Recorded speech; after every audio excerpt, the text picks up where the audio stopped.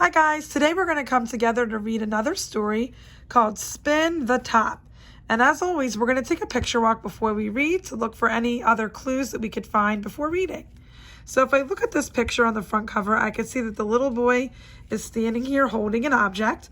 And if I didn't read the title, I might just guess that it might be an acorn or a ball. But if I look at the title and read that information, I could see that this is a top. A top is a toy that you can find in a cereal box. You could buy at a dollar store. It's just a fun little toy that you can spin and watch spin around and around. And that's the verb, spin. A top can spin. Okay, let's keep looking for clues. Here's the little boy again, and he's outside, and he's kneeling down on the ground, getting ready to try to spin his top. And he looks pretty happy and excited about it. In this page, the boy looks a little upset, or maybe even frustrated. He's looking at his toy, the top, and he seems to be kind of just not happy. Maybe something happened, maybe it broke, maybe it's missing a piece to make it spin, or maybe he's just frustrated.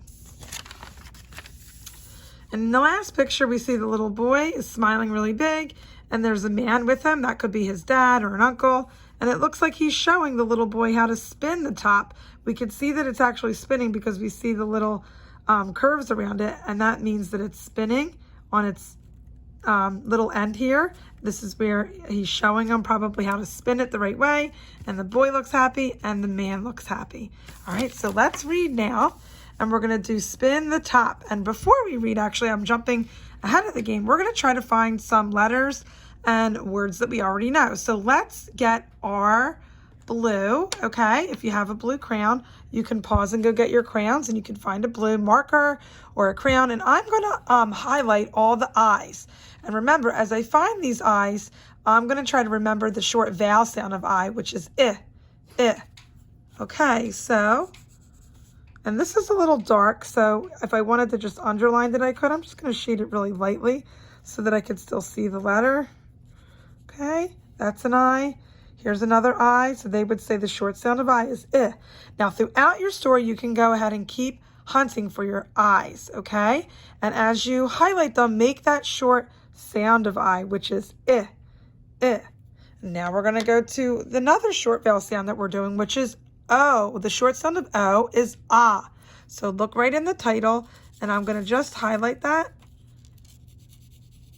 O says ah. Oh, look, there's a lot more O's. On this front cover, I can see just in that sentence alone, I found 3. Now let's keep looking. Here's another one, and here's the last O on this page. So now, like I said, you're going to go throughout your story.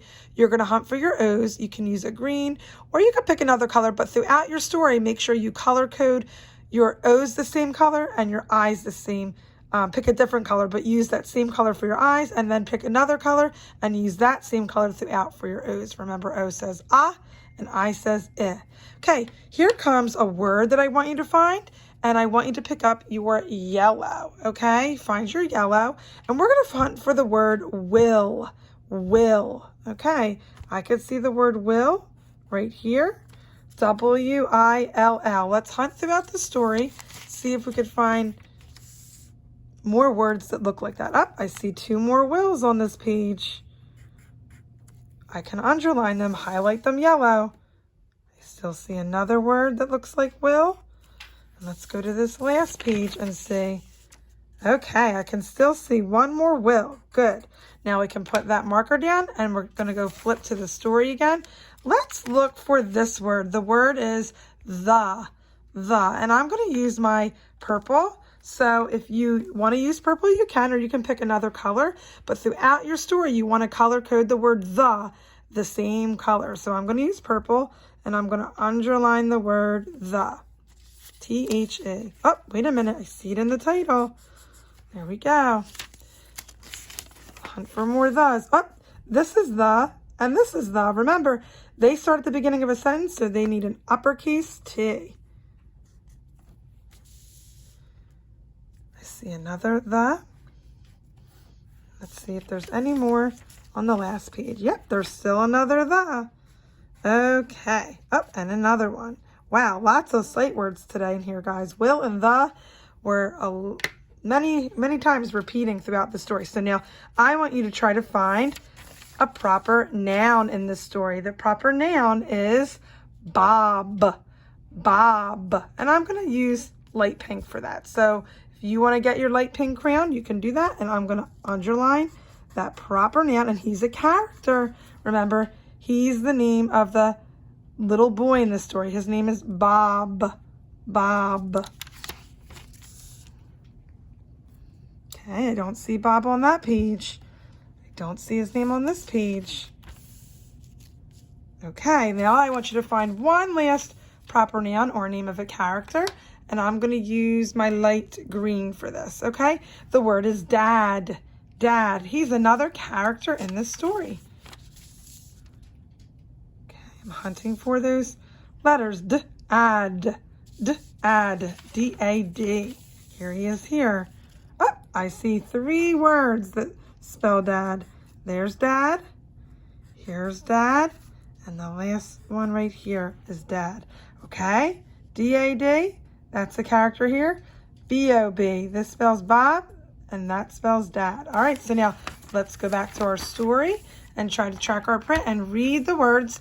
If we come to a word we don't know, remember, we're going to try to sound it out, and we're going to try to read with a little more fluency, which means we're going to try our best not to break every word up. We're going to try to scoop or put our finger and read those words and try to keep them, you know, in our story by reading. That way it helps us comprehend the story better, okay? Because if we break up each word, then it's harder for us to comprehend that story. So let's try to read with a little more fluency this week, okay? Spin the top. And remember, that's his little toy. Bob got a top. Bob will spin the top.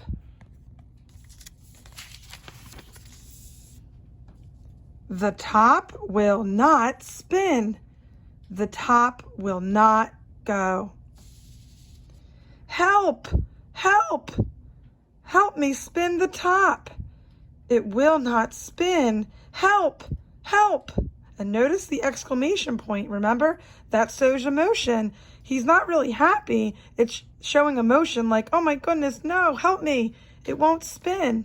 So I want to read that with emotion, okay? Dad will spin the top. Dad can spin it.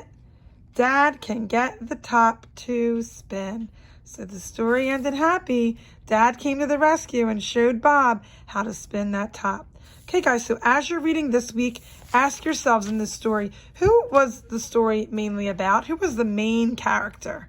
And if you look at the front cover, you can recall who that main character was. And what toy was this character playing with? What was the problem in this story? What was something that we needed to fix? And how did this story end? Okay, so if you answered those questions, you gained a better sense of comprehending this story. If you need to go back and review, you can certainly do that by watching this video. And I'd love to see you read a special story each week to me, either through Flipgrid or by sending me a little video, and you can get to choose the short story that you want. Okay, guys, keep reading and have fun.